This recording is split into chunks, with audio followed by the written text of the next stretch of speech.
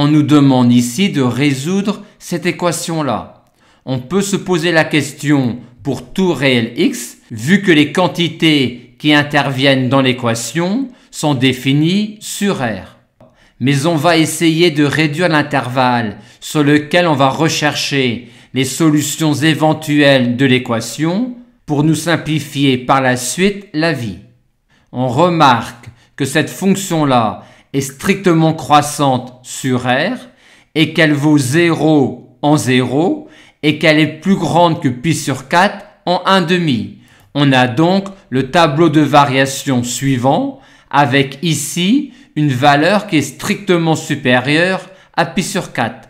On en déduit que l'équation a une solution et une seule dans 0, 1/2.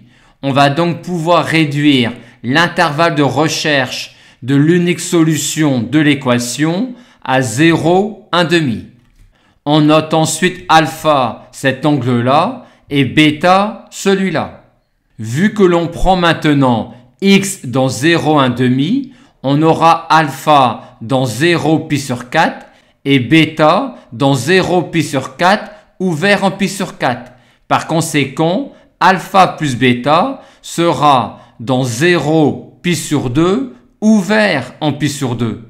Grâce à cela, on est sûr de pouvoir parler de tangente de alpha plus bêta et on peut calculer tangente de alpha plus bêta grâce à la formule classique.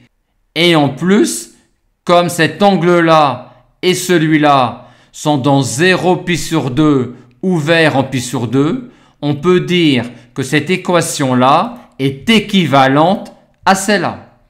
Ce qui nous mène, grâce à la formule sur tangente alpha plus bêta, à cette équation équivalente-là en x, qui admet une solution et une seule dans 0, 1/2.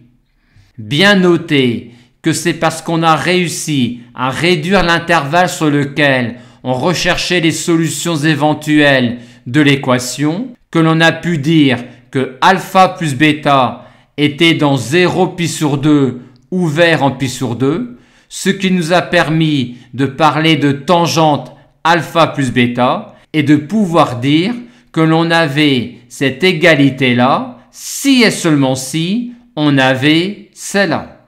Ne pas oublier non plus à la fin de valider que ce réel x est bien dans 0, 1/2.